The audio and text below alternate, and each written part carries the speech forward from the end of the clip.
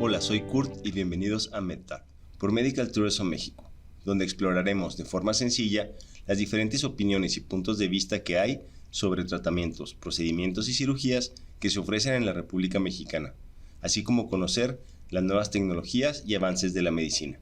Mantente informado y consulta a tu médico. En este episodio platicaré con la licenciada Mariana Castro, licenciada en Rehabilitación Física con más de 20 años de experiencia y que tiene su consultorio en la Ciudad de México. Mi objetivo es conocer cuáles son las principales técnicas que se utilizan en la fisioterapia para después enfocarme en cómo tratan el dolor del nervio ciático. Recuerda suscribirte a nuestro canal y activa las notificaciones para que no te pierdas ningún episodio. Comenzamos.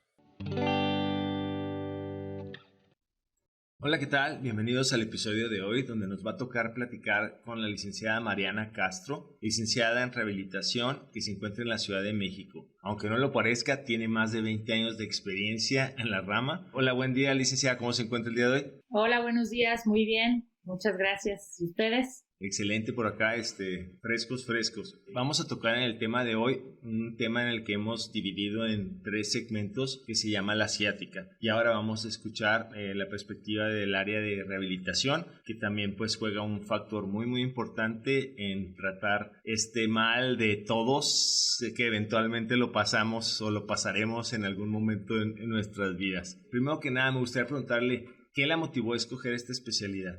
Yo iba a estudiar medicina y decidí que quería ejercer, pero también tener una familia. Y eso era un poco complicado. Entonces empecé a ver qué otras áreas del área de salud que me encantaran, porque a mí me fascina el cuerpo humano, pudieran atraerme, y encontré la fisioterapia y la rehabilitación y la verdad es que me encantó. Creo que no sería tan feliz si hubiera estudiado medicina. A mí me encanta platicar con el paciente y el paciente viene a mí 2 o 3 veces por semana y a veces cuando tienen un viaje o están muy doloridos, diario. El médico no tiene esa suerte. ¿Nos podría platicar un poquito sobre lo que es la rehabilitación? Porque mucha gente solo asocia rehabilitación física con masaje y realmente es mucho más. Están muy relacionados con muchas especialidades y de hecho pues en ocasiones son el siguiente paso después de una operación. ¿Nos podría platicar más al respecto? No solo somos el siguiente paso después de una operación, a veces somos el paso anterior tratando de evitarla. La rehabilitación, el objetivo principal es que el paciente pueda regresar a sus actividades de la vida diaria y también deportivas. ¿Qué quiere decir? Que si el paciente hacía o practicaba un deporte, lo pueda retomar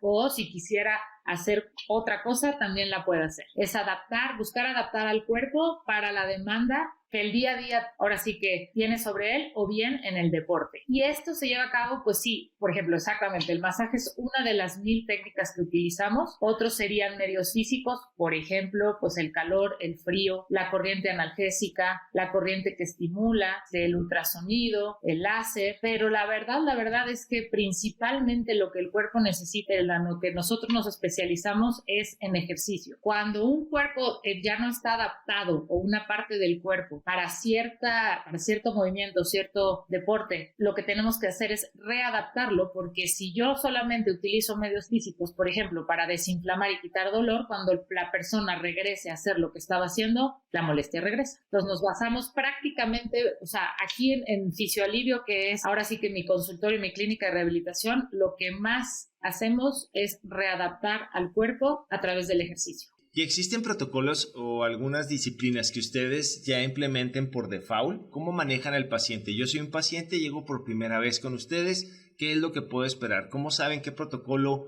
no sé, qué régimen, cómo se vive la primera vez que visitas a una clínica de rehabilitación? Cuando un paciente llega con nosotros, lo primero que hacemos es interrogarlo.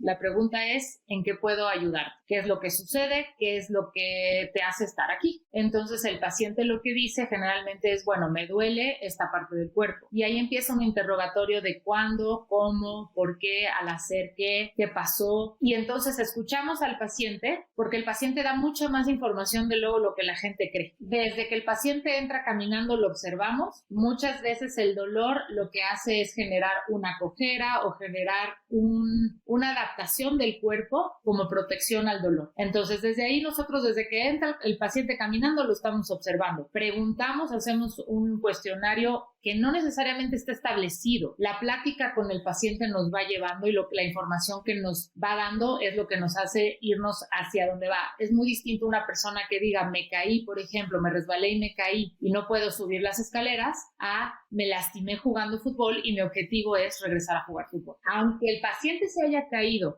y no pueda subir las escaleras, nuestra obligación también es preguntar si realiza alguna actividad deportiva, qué tipo es y cuáles son sus expectativas. De ahí nos pasamos a revisarlo para que nos dé el cuerpo datos de qué es lo que está pasando, y en base a eso no tanto es un protocolo a seguir como tal, porque los pacientes no los podemos tratar como recetas de cocina. Un pastel, si uno sigue la receta al pie de la letra, generalmente sale bien. Yo puedo tener a 2 personas con las mismas características de edad, de género, de nivel deportivo, con la misma lesión aparentemente, y el tratamiento no necesariamente que debo utilizar es el mismo, porque no a los 2 les funciona igual. Entonces nos basamos mucho nosotros en recuperar la movilidad de la parte afectada, porque generalmente el cuerpo, cuando hay una parte afectada, lo que tiende a hacer por protección es no moverse. Tiene mucha lógica eso. Sí. Y es cuando uno agravia más el problema. Así es. Hace varios años lo que se utilizaba de inicio para tratar cualquier padecimiento era inmovilizar. Hoy se sabe que inmovilizar genera otro problema. Un ejemplo sería, hay un esguince grave de tobillo, se pone una bota y nosotros lo que tratamos es el remanente del problema que la bota generó. Entonces ya se trata de inmovilizarlo menos. ¿Y con qué especialidades tienen más relación estrecha ustedes? Nosotros, que nos dedicamos mucho a rehabilitación deportiva, es con los ortopedistas. Pero también vemos mucha gente con neurocirujanos, pero principalmente yo diría el 90 y tantos % de nuestros pacientes lo vemos con ortopedistas. Por ejemplo, ahí se me viene algo a la mente, que no sé si es algo que ustedes tratan o no. Si alguien es paciente de cáncer y le hicieron, no sé, le extirparon algún ganglio linfático, ¿ahí entran ustedes? Porque siempre he querido preguntar eso. Sé que el tema de hoy va a ser la ciática y nos vamos a enfocar principalmente en eso. Pero quería aprovechar y preguntar eso. Ahí en esos casos, ¿qué pasa? Porque, bueno, hasta donde tengo entendido, las linfas lo que hacen es ayudar a drenar. Entonces, si el paciente tuvo cáncer y le quitaron eso, pues ya no está drenando el cuerpo automáticamente. ¿Ahí entran ustedes? ¿Es algo que ayudan ustedes? Sí. No es mi especialidad como tal, pero existen fisioterapeutas especializados en tratamiento del linfedema. Así es como se llama cuando se extirpa un ganglio linfático y por ende ese miembro, y por miembro entiéndase miembro superior brazo, miembro inferior pierna, se llena de líquido porque ya no existe el ganglio que está drenando y entonces hay que ayudarlo a drenar. Y tanto como eso como dolor, porque también hay veces que la gente con cáncer trae mucho dolor. Ya entrando al tema, ¿qué es la ciática desde la perspectiva de clínica de rehabilitación? El nervio ciático es el último nervio que sale de la columna vertebral a la altura de la espalda baja, vamos a decirlo así, y el sacro. El sacro es el hueso que ya está pegado a la pelvis, pero es la continuación de la columna vertebral. Entonces, salen varias ramitas formando un nervio, que es el nervio más grande que tiene todo el cuerpo. Se dice que es del ancho de un dedo pulgar. Yo siempre, como lo explico, imagínense que ese es el tronco de un árbol y de ahí se va a ir a ramificar. Pasa por detrás de la pelvis y se empieza a subdividir y se va por detrás de la pierna a inervar hasta los dedos de los pies. El problema de ciática, generalmente, a mí me gusta dividirlo en 2, sus causas, una es estructural y la otra es no estructural. ¿A qué me refiero? Estructural viene siendo porque está oprimido por una hernia de disco. ¿Qué es una hernia de disco? Imagínense que la columna vertebral, los huesos, son la galleta Oreo y el disco intervertebral es la crema. Si la crema fuera un poco más aguadita, si yo aprieto hacia atrás, la crema se me va a ir hacia adelante. Nada más que aquí ya no regresa. Entonces, lo que hace esa crema, que es el disco vertebral, es que toca la salida nerviosa. Imagínense al nervio como un cable y está siendo pisado de alguna manera. Entonces, su conducción se altera. ¿Qué hace principalmente el nervio ciático? Es inervar toda la pierna. ¿En qué sentido? motor, o sea, la parte de movimiento, y sensitivo, la parte de sentir desde que nos tocamos, nos pegamos, o dejar de sentir cuando se entumece. La otra causa estructural sería que esa salida de la columna, por donde los nervios salen desde la médula espinal salen de la columna, se convierten, vamos a decir, en cables y van y inervan el cuerpo. Que ese canal se le llama estenosis, se haga como más angostito, entonces lo esté presionando. Que al final sería la misma, vamos a decir, lo mismo que si lo estuviéramos pisando o que si lo estuviera presionando un disco por una hernia. La otra causa, bueno, podríamos hablar de tumores, o sea, masas de tejido que estén ahí oprimiendo, o, por ejemplo, el nervio ciático al pasar por detrás de la pelvis pasa a través de un músculo que se llama piramidal. Este se llama síndrome del piramidal, y ese músculo piramidal, que su acción principal es darle estabilidad a la pelvis, pero por otro lado, rotación externa de cadera, quiere decir abrir los pies hacia afuera. Si este músculo se aprieta, está también obstruyendo o pisando el cable porque el nervio pasa a través de él. Ahora, en muchos problemas, por ejemplo,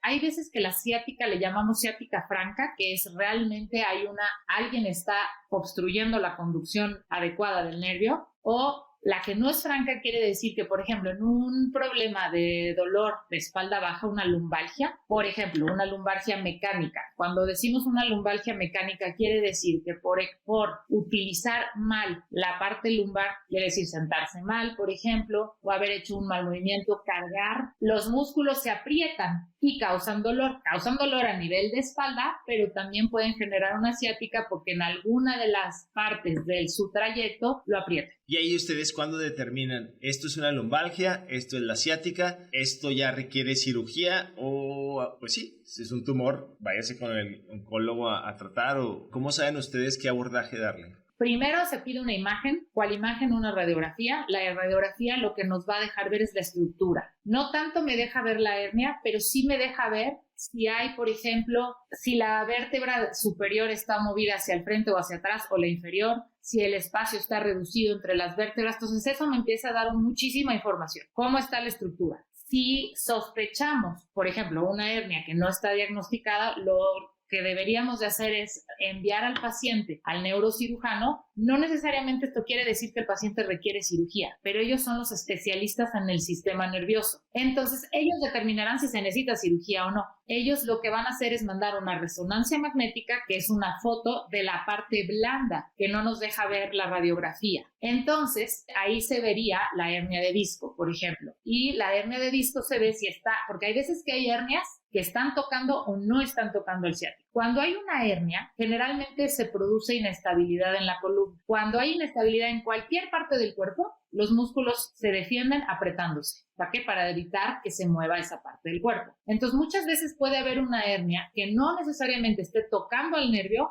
pero al provocar que se aprieten los músculos, estos sí lo aprietan. Entonces, de ahí determinaríamos el tratamiento. Me refiero a que si hay una hernia que está tocando un nervio, generalmente una cirugía es lo que lo va a salvar. Si hay una hernia que no está tocando el nervio, la cirugía no le va a quitar la ciática, sino es la fisioterapia tratando la parte blanda, que es la parte muscular. Ahí me quedó muy claro. Entonces, por ejemplo, a ver si aplica el ejemplo, si el aóreo no se sale tanto, pero como que sí se salió, pero no se salió, a lo mejor la apretó muy poquito, ahí es donde entran ustedes, donde mientras no esté afectando directamente al nervio, es donde entran ustedes con la rehabilitación de la ciática. Así es, sería que no se necesita un tratamiento quirúrgico, pero aunque se necesite, muchas veces el paciente ya no se puede mover, ya no tolera, y en lo que va a su cirugía o está viendo qué hace, viene con nosotros para tratar de cualquier manera el dolor. Buscar que nosotros bajemos un poquito ese dolor. Y aquí me generó una duda de lo que está comentando. En el ejemplo, o igual lo entendí mal, a ver si me pudiera aclarar esto. A lo que yo estoy entendiendo es que tiene mucho sentido. Si no hay compresión del nervio, entonces pues realmente no hay ninguna necesidad de hacer cirugías o pasar con otro especialista porque pues el nervio realmente no está afectado y lo que está generando ese dolor es que el músculo hizo la contracción para evitar que la cremita del aóreo se saliera a tocar el nervio. Ahí al momento de que ustedes lo relajan, ¿no ahí ponemos en riesgo de que ya que no esté el músculo tensionado se derrame? Lo que pasa es que ahí lo que tenemos que hacer es relajarlo para quitar el dolor, pero también readaptar esos músculos a que funcionen dándole estructura a la columna, pero no opriman al nervio. ¿Me explico? Una cosa es un nervio apretado por tensión y otra cosa es un músculo fuerte. Ok, me queda muy claro lo que comentó. Entonces, ¿aquí qué factor o qué rol juega cuando se dan que dicen, que el síndrome compartimental o el síndrome piramidal o la tal mentada falsa ciática? Todos esos, ¿qué rol juegan con lo que acaba de comentar de la desinflamación del área? Ok, son causas de la ciática. La ciática en medicina se llama ciatalgia. Algia, dolor, ciática, dolor desde ciático. Cuando el músculo piramidal se aprieta por múltiples razones, vamos a decirlo así, comprime al nervio ciático. Entonces, el síndrome del piramidal es un causal de la ciática. Y el síndrome compartimental es de compartimentos. La anatomía lo dividen en diferentes compartimentos porque la pierna es muy larga, vamos a decirlo así. Entonces, el síndrome compartimental es la mitad del diagnóstico, nos falta decir de cuál de los compartimentos. Quiere decir que el nervio está comprimido o está lesionado en alguna de las alturas de la nalga hasta los dedos de los pies, para ser más específicos de dónde tenemos que tratar.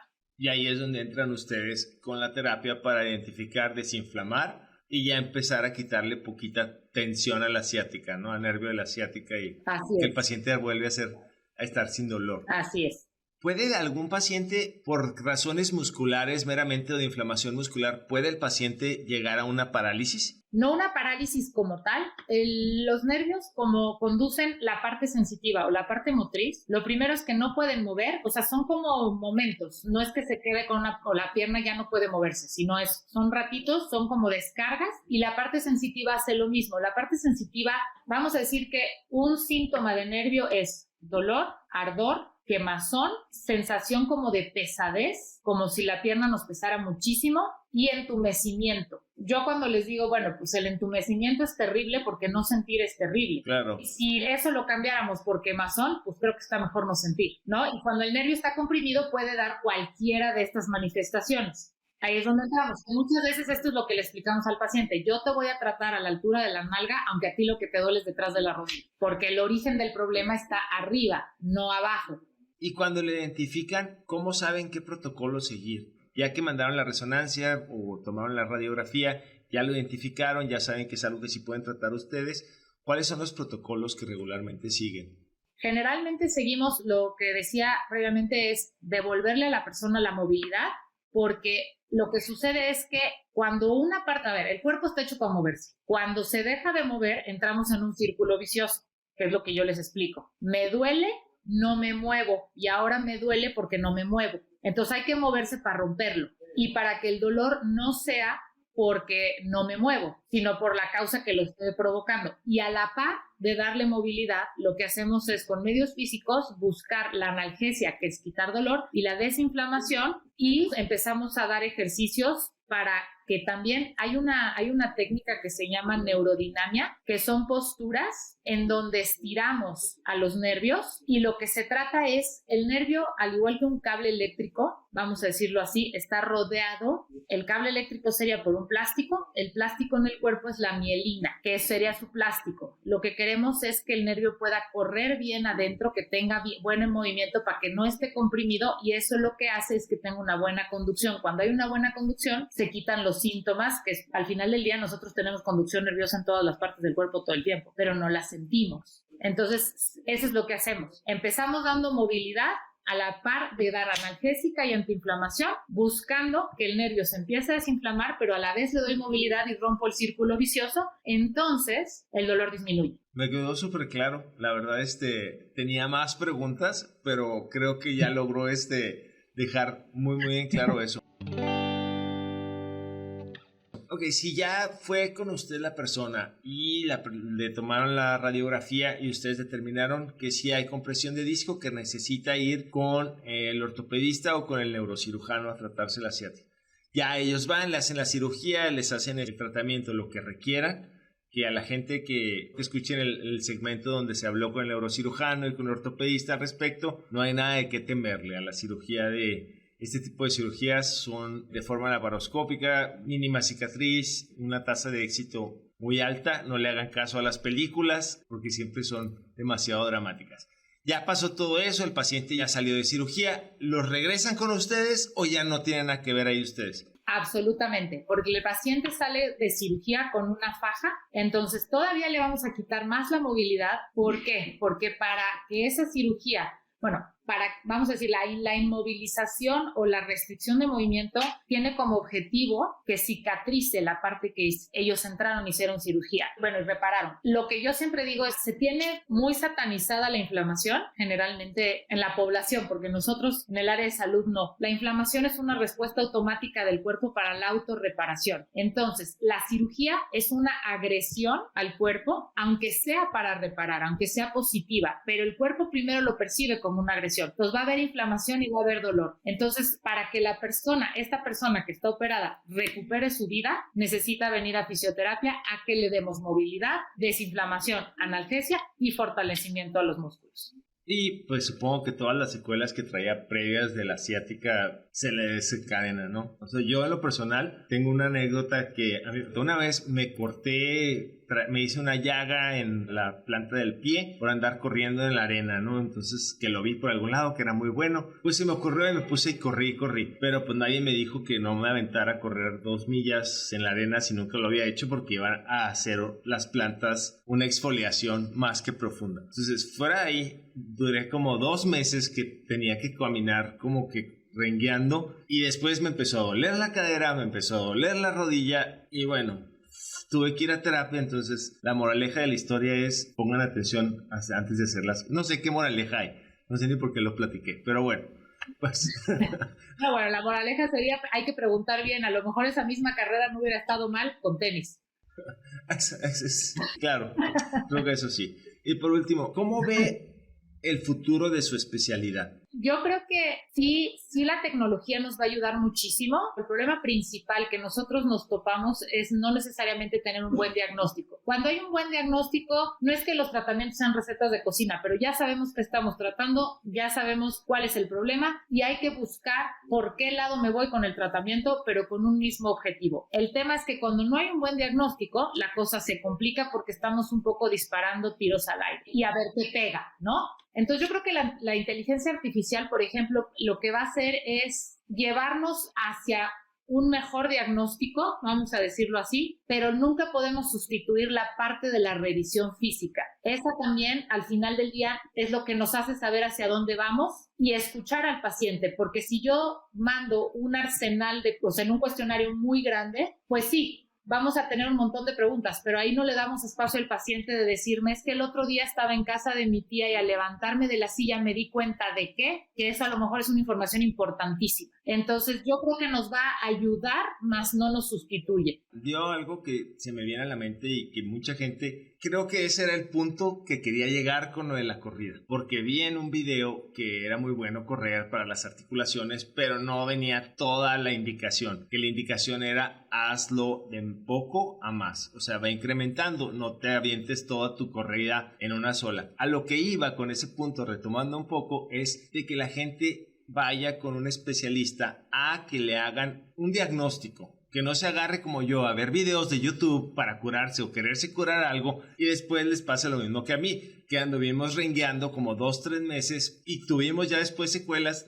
Afortunadamente nada fue permanente, pero a raíz de hacerle caso a alguien que pues tenía muchos seguidores y todo eso, pero no era la forma correcta. Entonces ahorita con la pandemia y con todo eso, pues que la gente consulte, aunque sea virtual, sea como sea, pero que tengan un diagnóstico de un especialista y no se agarren viendo videos que se van a estar echando, no sé, que no les pase la receta de cocina que usted dice. Así es. Pero que a lo mejor se pega la hoja, ¿no? Y que cuando se leen ya están leyendo otra cosa y les genere más daño que beneficio. Así es, yo podría decir ahí que cuando la pandemia estuvo en su tope y cambiamos a los pacientes, por ejemplo aquí en la Ciudad de México, los que se rompían el ligamento cruzado anterior por haberse ido a esquiar a Colorado, esos los cambiamos por estragos de dolor de espalda principalmente y cuello por el home office y Exactamente, las personas que vieron el nicho de oportunidad de voy a hacer ejercicio y me van a entrenar gratis con videos de YouTube o aplicación. Como no hay supervisión, se lastimaban y se lastimaban feo. Entonces mi recomendación exactamente sería, esos videos no necesariamente son malos, pero hay que tener a un especialista atrás que supervise porque ese video es lo que a esa persona le funciona, no necesariamente a los demás. Entonces los ejercicios nunca son malos, bien hechos y bien prescritos. Entonces alguien que a lo mejor necesita relajarse, está contrayendo y contrayendo, pues lo que va a hacer es tensar más. Pero pues YouTube no lo dice. Entonces el especialista, para eso estamos, para eso estudiamos tantos años y para eso tenemos tanta experiencia para poderlos ayudar. Pues me ha quedado súper claro todo lo que ha tenido que ver con la ciática. No sé si hay algo más que le gustaría agregar o algo que crea que se me pasó preguntarle. Más que se haya pasado, me gustaría agregar que la ciática es un padecimiento bien incapacitante. ¿Por qué? Porque al final del día el dolor de espalda baja y tener un nervio que está conduciendo mal, no hay postura que alivie. ¿Me explico?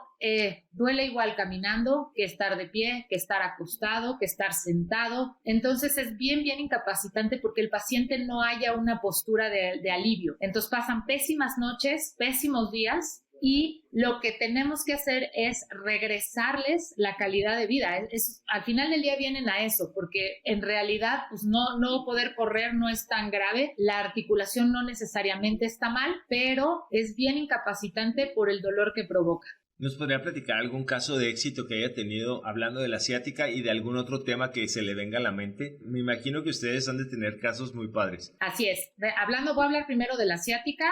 Híjole, va a sonar hasta muy arrogante, pero una ciática bien diagnosticado, con un buen tratamiento, 99.9% de las veces, porque no me atrevo a decir 100, el paciente sale adelante, sigue con su vida, retoma su deporte y solamente es un episodio que pasó que tiene que tener latente en mente porque al final del día tiene que seguir de alguna forma manteniendo esa movilidad, manteniendo esa estructura de sostén. A lo que me refiero es músculos fuertes para que den sostén y músculos fuertes para poderse mover. Entonces, tanto en síndrome piramidal como gente con cirugías, la verdad es que nos va muy bien y no hay tema. Uno de los casos que a mí, bueno, ya cambiando de ciática, uno de los casos que a mí me encanta platicar es un caso que tuve en el servicio social. El servicio social en México, a todas las personas que estudiamos algo del área de salud, antes de podernos titular, tenemos que trabajar gratis un año. Suena fatal y no es fatal porque entonces tenemos un año de experiencia encima antes de titularnos. Generalmente este es en el sector público, pues porque es gratis y somos estudiantes. Entonces tuve una paciente que le había dado tuberculosis en la columna vertebral. Un caso insólito. Cuando ella llega al médico en el Hospital Juárez y le hacen primero una radiografía, el médico no entendía cómo ella caminaba. El hueso estaba lleno de tuberculosis y estaba, imagínense, como un queso gruyere, lleno de huecos, entonces eso no puede dar sostén. Y bueno, entonces la operaron, le reemplazaron los